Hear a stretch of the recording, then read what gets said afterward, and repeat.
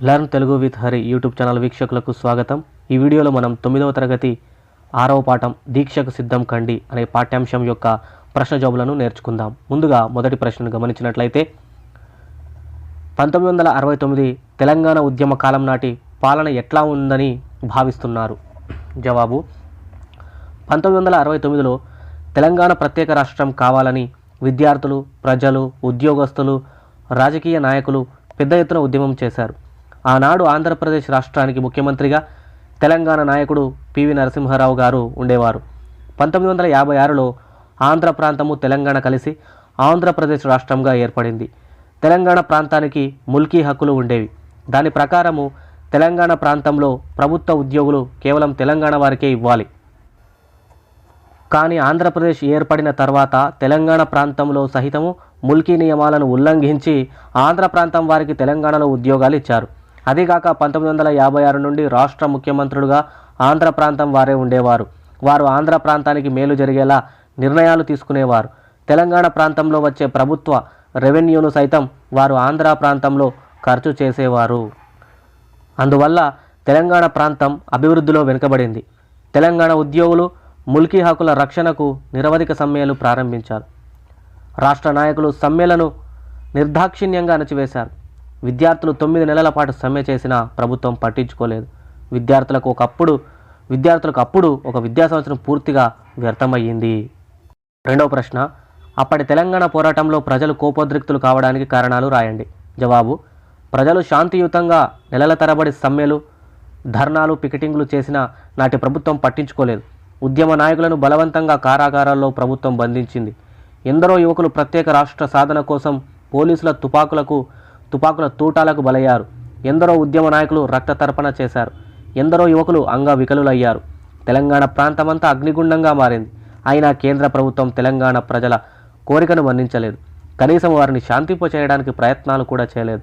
ఆ పరిస్థితుల్లో తెలంగాణ ప్రజలు కోపోద్రిక్తులయ్యారు. మూడవ ప్రశ్న, గాంధీజీ సిద్ధాంతాలకు అనుగుణంగా తెలంగాణ సాధించాలనడంలో ఆంతర్యం ఏమిటి? జవాబు 1969వ సంవత్సరం గాంధీ శతజయంతి సంవత్సరము.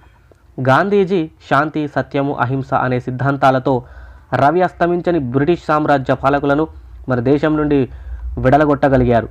గాంధీజీ కార్యసాధనకు సత్యాగ్రహాలను, నిరాహార దీక్షలను నమ్మినవాడు.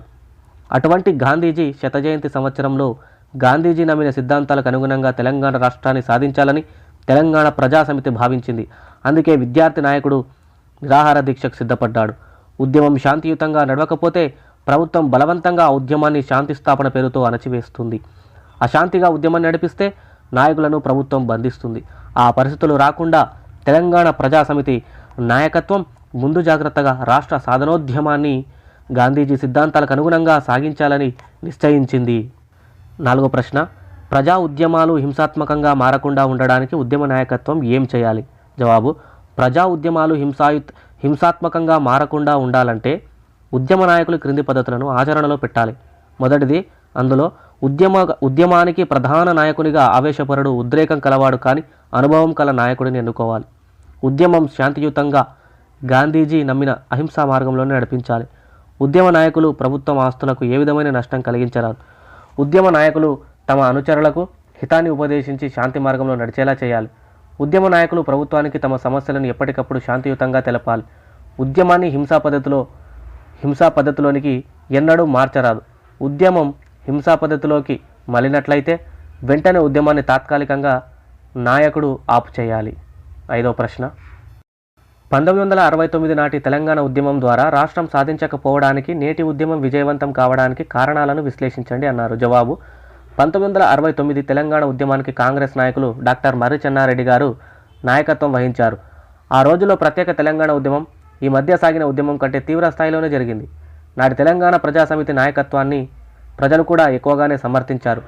అప్పుడు జరిగిన ఎన్నికల్లో తెలంగాణ ప్రజాసమితి నాయకులను 10 మందిని ప్రజలు ఎంపీలుగా నెగ్గించారు.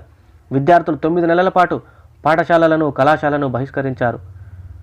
విద్యార్థుల యొక్క 9 నెలల పాటు కళాశాలను బహిష్కరించారు విద్యార్థులు. వారికి ఒక విద్యా సంవత్సరం మొత్తం నష్టమైంది. అయినా ఆనాడు ప్రత్యేక తెలంగాణ రాలేదు. దానికి ముఖ్య కారణాలు ఇవి. ఆనాటి తెలంగాణ ఉద్యమంలో అహింసా పద్ధతులు అమలయ్యాయి. హైదరాబాద్ నగరంలో నివసిస్తున్న ఆంధ్ర ప్రాంత స్త్రీలను ఉద్యమకారులు అవమానించారు, అల్లర్లు చేశారు. ఈ విధంగా ఉద్యమంలో అహింసా పద్ధతులు అమలు చేయడం వల్లే నాడు ఆ నాయకులు ప్రత్యేక రాష్ట్రాన్ని సాధించలేకపోయారు. నేటి ఉద్యమ విజయానికి కారణాలు ఇవి. నేటి ఉద్యమం పట్టువదలని విక్రమార్కుడైన కేసీఆర్ నాయకత్వంలో అహింసా పద్ధతులలో సాగింది. నిరాహార దీక్షలు, నిరసనలు, సమ్మెలు, సకల జనుల సమ్మె, ఉద్యోగుల సమ్మె వంటి పద్ధతుల ద్వారా కేంద్ర ప్రభుత్వాన్ని నేటి ఉద్యమ నాయకులు ఒప్పించగలిగారు. 1969 ఉద్యమానికి నాటి కాంగ్రెస్ పార్టీ వ్యతిరేకంగా నిలిచింది. నేటి ఉద్యమ నాయకులకు తెలంగాణలోని అన్ని పార్టీలు కలిసి వచ్చాయి. ముఖ్యంగా కాంగ్రెస్ పార్టీ వారు ముందుండి ప్రత్యేక రాష్ట్రాన్ని సాధించి పెట్టారు. ఈ విధంగా శాంతియుతంగా సాగడమే నేటి ఉద్యమ విజయానికి ప్రథమ కారణం. తెలంగాణ ప్రజల జీవనానికి, గ్రామాల అభివృద్ధికి తోడ్పడేవి చెరువులు. ఈ చెరువుల ప్రాధాన్యత వివరిస్తూ వీటిని కాపాడడంలో భాగస్వాములను కావాలని పిలుపునిచ్చే కరపత్రం తయారు చేయండి, చదివి వినిపించండి అన్నారు. తెలంగాణ ప్రజల జీవనానికి చెరువుల ప్రాధాన్యము అని హెడ్డింగ్ పెట్టుకోవాలి. విధంగా మన తెలంగాణ ప్రాంతంలో నేడు నీటి కొరతను ఎదుర్కొంటున్నాం. మనకు కృష్ణా, గోదావరి జీవనదులు ఉన్నా వర్షపాతం తగినంత లేకపోవడం దానికి ముఖ్య కారణం. ప్రధానంగా మన తెలంగాణలో చెరువులు ముఖ్య నీటి వనరులుగా ఉండి మనకు త్రాగునీటిని, సాగునీటిని అందిస్తూ వచ్చాయి. ఈ మధ్యకాలంలో చెరువులను పూడ్చి ఆ స్థలంలో భవనాలు కట్టడం జరుగుతోంది. ఉన్న చెరువులను లోతుగా త్రవ్వించి దానితో నీటిని నిల్వ చేయడంలో శ్రద్ధ తగ్గిపోయింది. చెరువులు నీటి తోడు వగైరా పిచ్చి మొక్కలతో నిండిపోయాయి.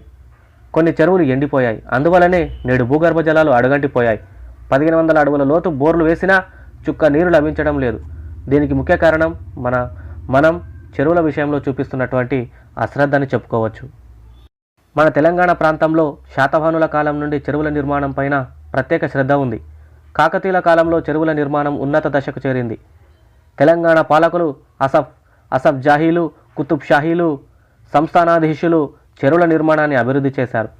ఇప్పటి మన తెలంగాణ ప్రభుత్వము చెరువుల ప్రాధాన్యతను గుర్తించింది. మిషన్ కాకతీయ అనే పేరుతో పాత చెరువుల అభివృద్ధికి ఎంతో ప్రాధాన్యతనిస్తుంది. మనం కూడా ప్రభుత్వంతో చేయి కలుపుదాం. మనం కూడా ఉద్యమ స్ఫూర్తితో ముందుకు కదులుదాం. ప్రతి గ్రామంలో చెరువుల పునర్నిర్మాణంలో పాలు పంచుకుందాం.